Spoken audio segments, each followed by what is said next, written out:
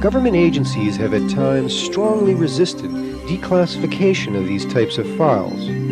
When Congress passed the JFK Records Act, they by law created the Assassination Records Review Board. The Review Board's mission is to locate, review, and release as much material as possible relating to the death of John F. Kennedy. COPA has been working with the Review Board to help identify and prioritize the release of assassination records. Support COPA and help take advantage of this historic opportunity to open the files. COPA held its third annual national conference on October 18th through 20th, 1996 in Washington, D.C.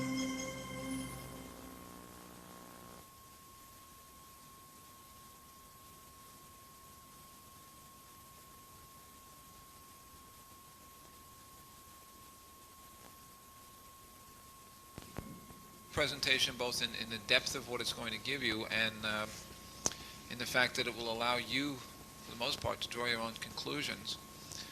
You'll hear from Vince Palamara on some of the work he's done in the Secret Service, and time permitting, you'll hear some things from me on the Warren O mission. Okay. Our next speaker is a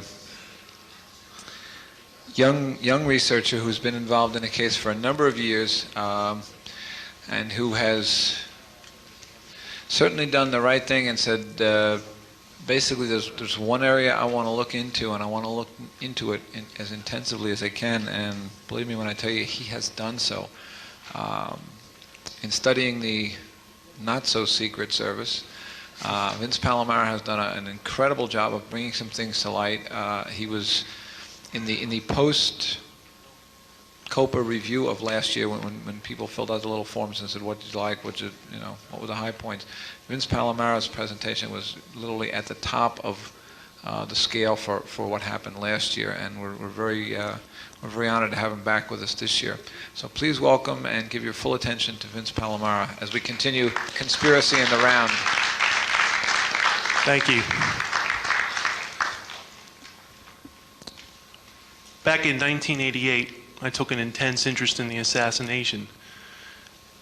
In 1990, based off that intense interest, I focused on the Secret Service.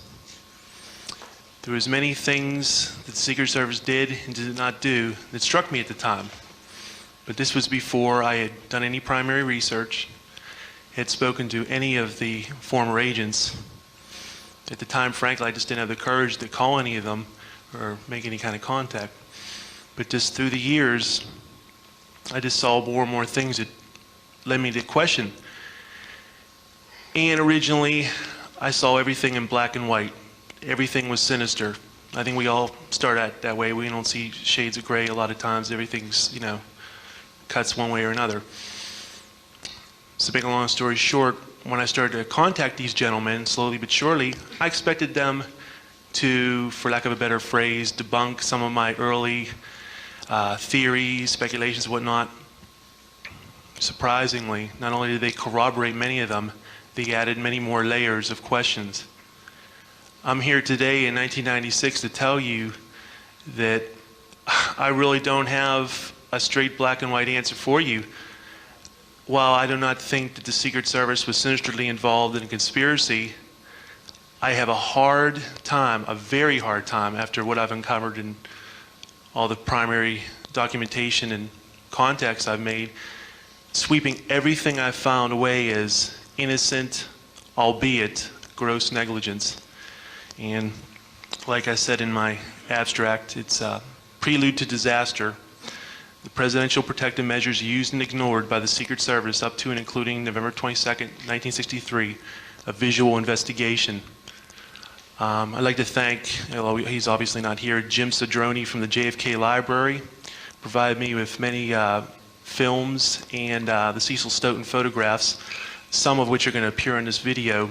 Other ones, he was very kind to identify, to the greatest certainty he could, many of the motorcade footage and whatnot that I compiled.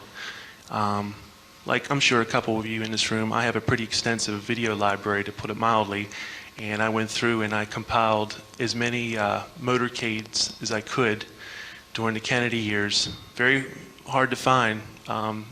Again, Jim Cedrone, the library, said they remember your entrances and your exits, and everything else in the middle doesn't mean anything. Well, I tell you what, if you see a lot of documentaries, they usually show the inaugural motorcade, and they show Dallas. Not too many other ones, and that's created a lot of confusion. And I'm here to dispel that confusion and to spell out in a visual format what I've uncovered. So here goes.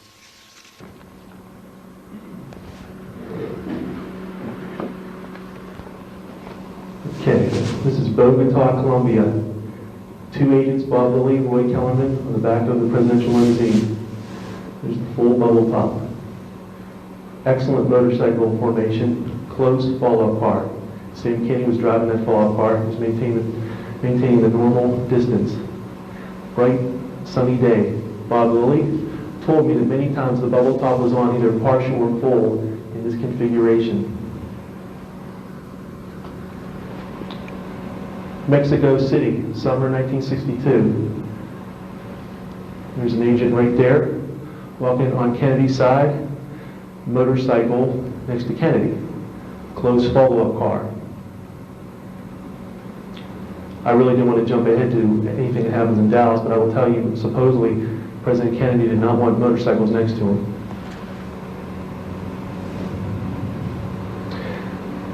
This is from the JFK Library. This is President Kennedy's trip to Italy. That, by the way, is Winston Lawson hanging onto the back of the limousine.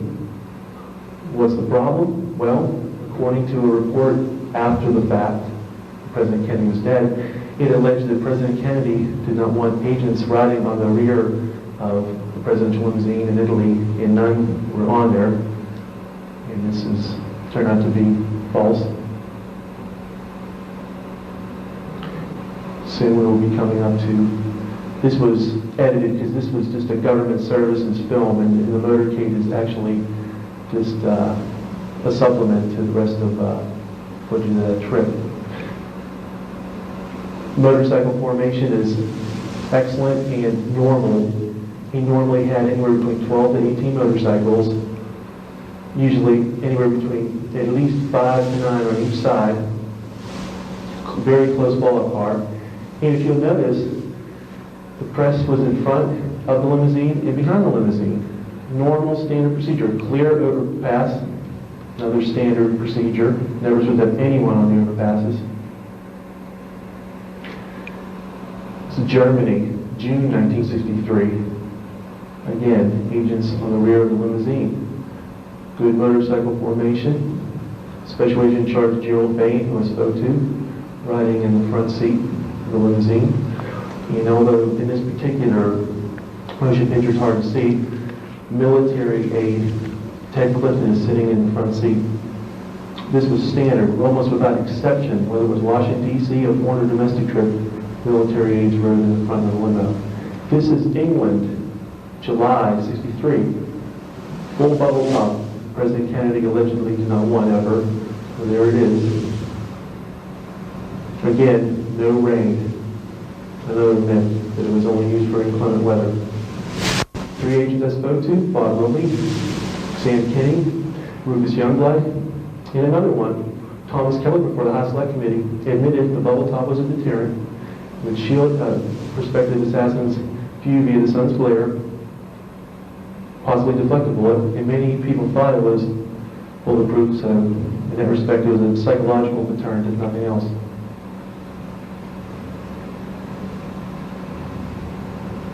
This is slow motion, obviously. This is, again, in the course of much other interesting human interest type of footage, but I've tried to segregate just the pertinent footage here. And that's the driver, Bill Greer. Bill Greer, 90 to 95% of the time, drove the presidential limousine, and Sam Kenny, again, 90 to 95% of the time, drove this fall apart. This is Germany, I call part 2. This is the Cecil Stoughton photo. You saw this in motion. There's Chuck Zaboral. I'm not sure who the other agent is, but again, riding on the rear of the limousine. And if you haven't noticed yet, these are obviously foreign trips. I'll focus on the foreign trips first. Here's the press. Imagine in Dallas, if this press would have been here like they normally would. Here's the motorcycles. There's agents on the side of the limousine. Chuck again. I'm not sure who this gentleman is, but I know that he was at least around in the Nixon days. And if you notice the change in cars, that's one of two well-used 1956 Cadillac convertibles that were sometimes used as the presidential limousine. There's Roy Kellerman, right beside Kennedy. This is Latin America, 1962. Again, if you read up on Jim Bishop, William Manchester, and the Warren Report and some of the reports and volumes after the fact, none of this should be happening because supposedly President Kennedy didn't want these things. And they have a direct bearing on what happened on the Texas trip, but there's more to come here.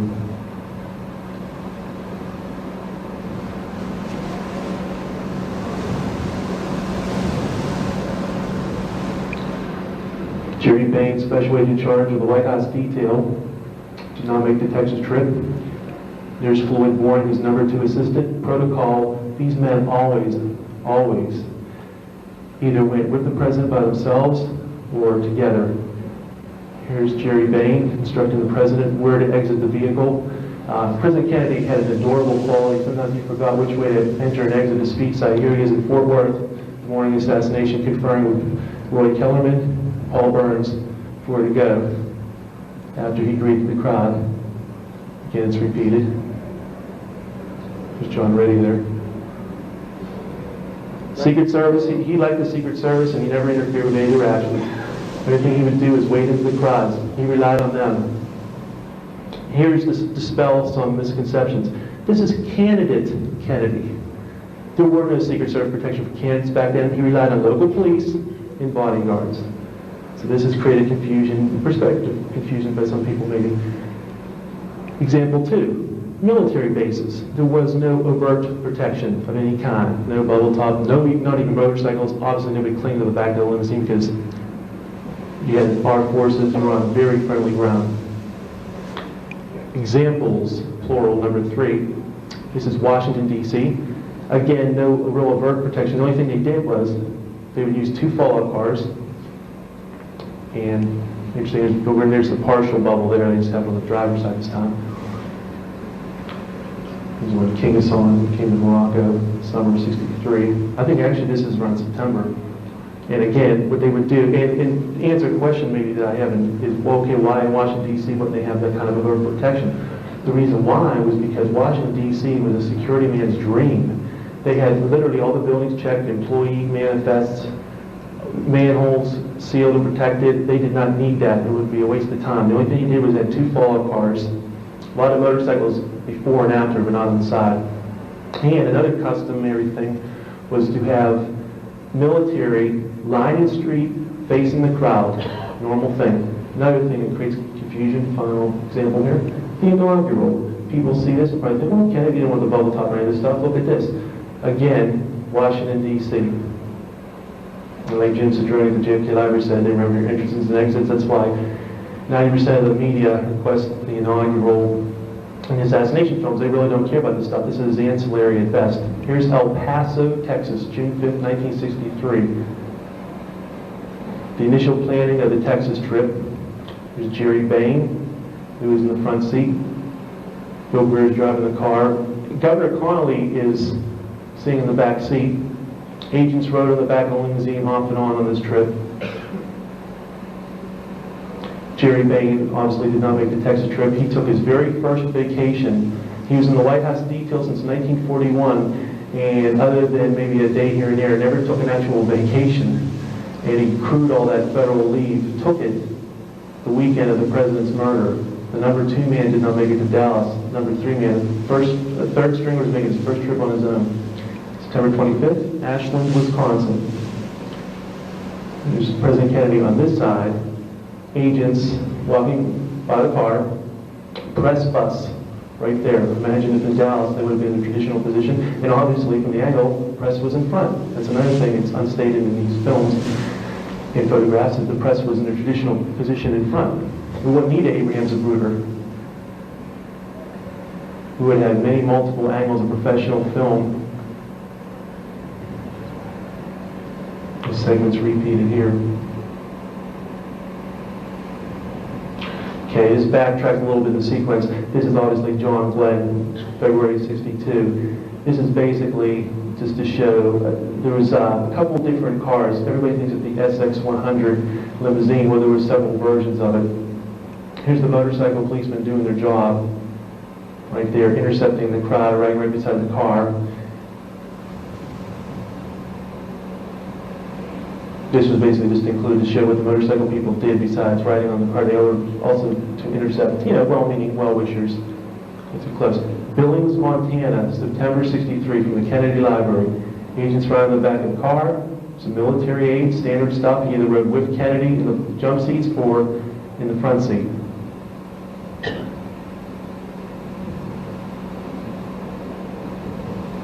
And someone was questioning this. Yes, the seat is raised here.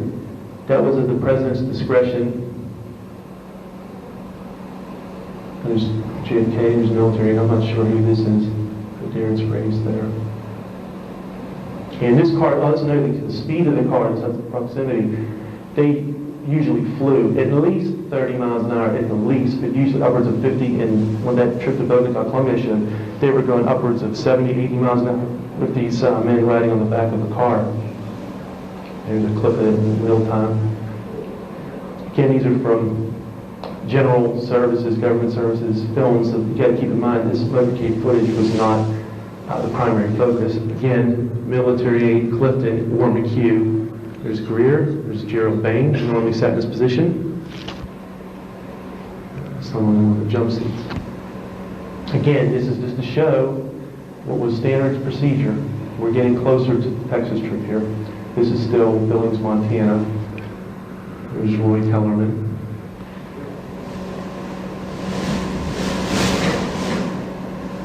Okay, Philadelphia, Pennsylvania, October 19th, 1963. You'll see this is going to fade in. There's Floyd Boring, military aid, Bill Greer, JFK, motorcycles riding right next to him, but supposedly in Dallas, I'm jumping ahead a little bit, he did not want motorcycles next to him. He didn't like that. It was his desire. He supposedly didn't want agents in the back of the car, bubble pops, motorcycles. He wanted the ride change. He didn't want the trademark, on and on and on.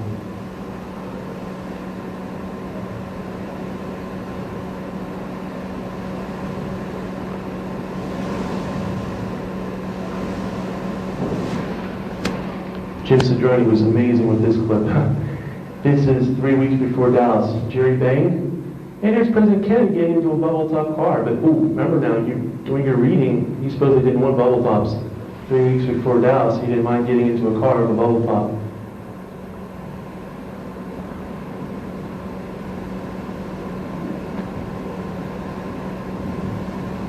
It's only through, like I said, contacting these men. A lot of these discoveries, for lack of a better term, were accidental. I expected them to confirm a lot of things before I did my own reading, thinking, and contacting these men and getting the corroboration. Special agent in charge, Jerry Bain, the man who was opening the door for him, said Kennedy never interfered with their actions at all. Floyd Boring, number 2 man, said the same thing. He's never, not once in a while, never. It started to sound like a broken record. Rufus Youngblood passed away about a week and a half ago. I did the same thing. In fact, I'm quoting him now. He said President Kennedy wasn't a hard ass. This is 4 days before Dallas, Tampa, Floyd Boring. You're never going to see Kellerman with the president before Dallas. He's a third stringer. Emory Roberts, who will focus in Dallas, Floyd Boring, president. Don Lawton, who I spoke to both of these gentlemen. Emory Roberts passed away, but I'll get to that. Chuck Zaboral. Chuck Zaboral was probably one of the most, reluctant people to talk to me when I started getting into these things. He interrupted our conversation when I said about President Kennedy's alleged desires. He said, "Where did you read that?" And he goes, "Do you want me commenting officially? I'm speaking to someone I don't even know." Needless to say, I struck a nerve. Chuck, about to get on the back of the car, and you'll see Don Lawton getting on the back of the car. Again, you read your over-the-counter history in your public libraries. President Kennedy was the most difficult president to protect. He didn't want any of these measures. It's just the opposite. And this is from NBC. This was rebroadcast in 1988 on the A&E network. This is Houston, day before. We go to the original plan. 18 motorcycles inside a limousine. President Kennedy supposedly didn't desire this at the November 21st meeting of the Secret Service. The November 20th meeting, no Secret Service men were present, and this original plan was used, ironically, despite the verbal change, was used in all the prior Texas stops except for Dallas. This is Fort Worth, the morning of the murder. Here's a motorcycle right beside Kennedy. Right there.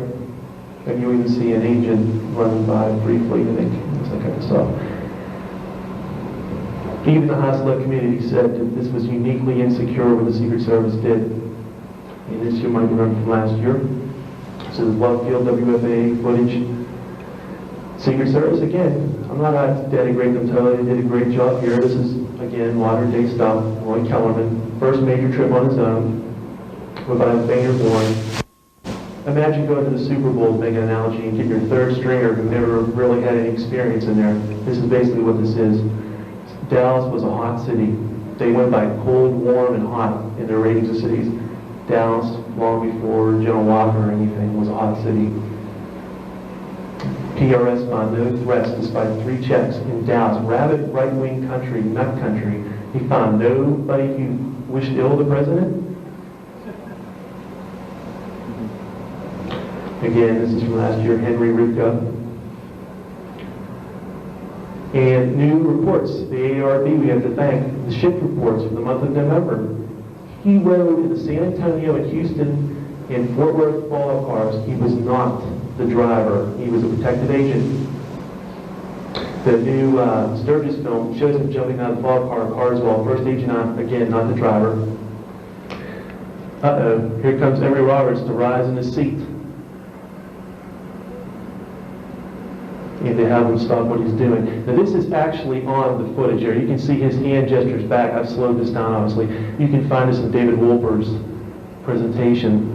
He raised his hand with his, telling him to jump back, and there's Henry there saying what gives. Paul Landis is making room for Henry on the follow car. And it gets better or worse depending on which way you want to look at it. And the new Secret Service shift reports from the ARB and the archives. Emory Roberts made not one mistake. Like I said last year, I was wrong. He made 2 mistakes in 2 separate reports. He placed Rivka in the center rear seat. Then later on, he said, oh, I was mistaken. He remained at Love Field. So for some reason, he thought he did get on the follow car. And to make matters worse, Winston Lawson, in his final survey report, makes the same mistake. But strangely, Henry Rivka is not even mentioned at all in the preliminary report. So something's really, and again, he's still doing it there. In real time, sources for this over the counter is David Wolper's 4 Days in November. You can see this for yourself. I was not aware that that was actually relatively commonly available here.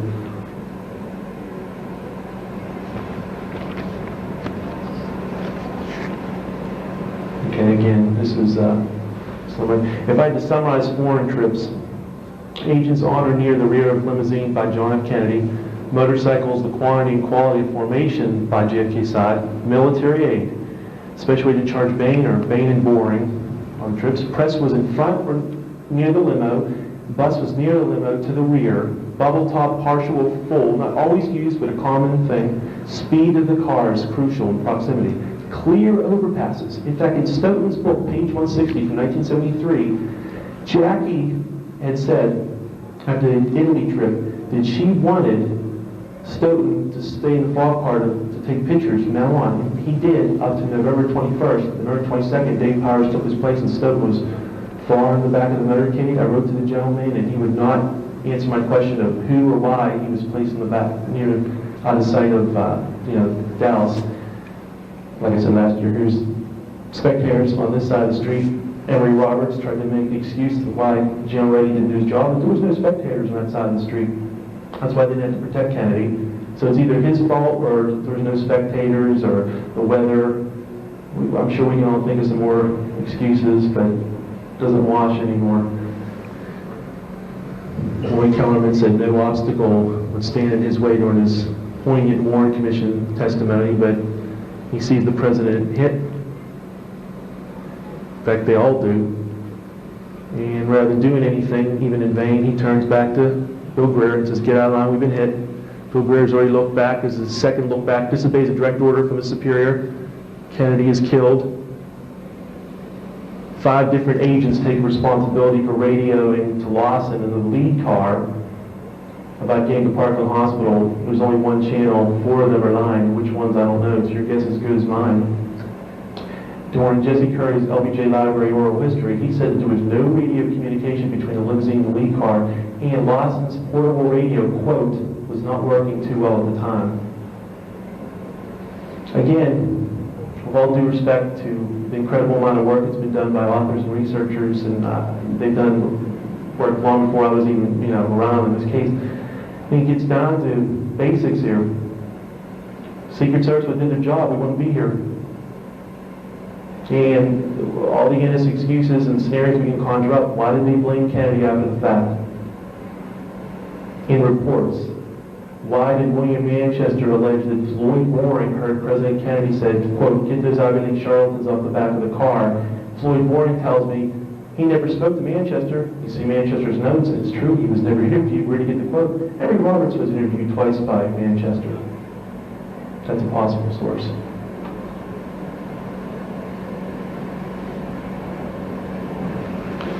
That was Foreign's trip summary. As far as in America, summary of security deficiencies, no military lining the route, facing the crowd, standard stuff, no agents on or near the limousine by JFK. This was blamed on President Kennedy.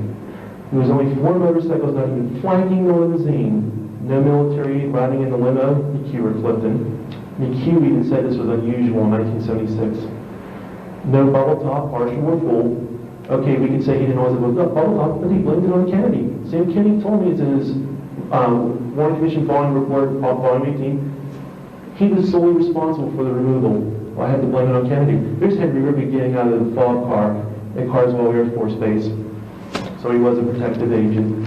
But the new reports coming up in the ARB confirmed that anyway. Special Agent George Bain, number 2 man Boring were absent against protocol. Kellerman, number 3 man first major trip on his own. Stu Knight, of the Special Agent in charge of the VP detail, was not on the trip. Rufus Youngblood was supposed to replace him on November 25th, but because of what happened in Dallas, he rose higher, and Stu Knight went way back. Salinger, press secretary, was not there. 3rd stringer, Malcolm Kilduff, on his first major trip on his own. We know what happened. Press further back. Press buses, photographers, and Cecil Stoughton, who rode there up until the 21st. Motorcade route was changed. Jerry Bain confirmed this for me.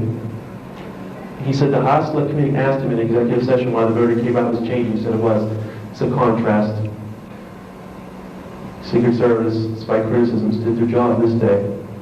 Spoke to this man, Jerry Parr, deserves the medal. Did an outstanding job. Instead, their agile mind, fleetness of foot, didn't have a revved up supercar, didn't even have the amount of seconds that the men in Dealey Plaza had. Despite criticisms, and despite what we might think about President Reagan, the man lived, the country was saved another savage assassination. And again, the contrast. I'm picking up where I left off. There were alternate routes, Sam Kinney and Wynn Lawson confirms to me. They were not spelled out and obviously not used. The route itself violated Secret Service regulations, as we see, because of the turns. Turns over 190 degrees were against Secret Service regulations. It was 120 degrees on Elm Street. The slow speed, it was a warehouse district, which Chief Inspector Michael Trina said was the deadliest place to bring a president. It was published against regulations, which was denied by the Secret Service, but they did it. My chief suspects are Greer, Roberts, and Boring. Roberts ordered the men not to move on Elm Street, according to Sam Kinney. Sam Kinney confirmed a statement that I thought was exaggerated in high treason, and it's vindicated because Sam said exactly right. We know about his recall of John Rady, which he blamed on the speed of the limousine in the fog car. But the speed of the car is actually 11.2 miles per hour, not the 25 to 30 miles per hour they said in the reports. The cars were only 5 feet apart. They said in the reports it was 20 to 25 feet apart. We know about Greer's 2 looks back and his disobeying of his direct order, and Roy Kellerman's look back. The overpass in Dealey Plaza was not clear. PRS, despite 3 checks in rabid right-wing Dallas nut country, nothing was found. A PRS man was making his first major trip in the follow-up car. That's like someone who works a desk job. What's he doing in the followed car? That's Glenn Bennett, by the way. He made a crucial observation. Dr. Berkeley, over protests, was driven further back in the motorcade. Ambulance on standby was gone, whether we believe the alleged seizure victims or not. No squad car was deleted over the protests of Chief Curry, but it was used in, for example, New York on November 14th. Sheriff's Department was told to stand down between November 21st and 22nd. Motorcade order was changed, confirmed by new House Select Committee documents over an interview with Winston Lawson, including the presidential limo, press buses, and the mayor's car. The lead car was the closed sedan. Translation, useless. Umbrella Man was not stopped or noted about, neither described, written or oral. You might say, forget about this thing about him being an assassin. Forget even about a signal. At the Beltsville, Maryland, James Raleigh training facility, men with open umbrellas pop up at mock motorcades to this day. And in the Secret Service rule book, you're supposed to look out for things like that. The drinking incident of November 21st to 22nd involved 4 agents on the follow-up car. One of them was Paul Landis here. And the others were Clint Hill, John Reddy, and the aforementioned Glenn Bennett. Secret Service agents of mysterious repute appeared in Dealey Plaza, as we know.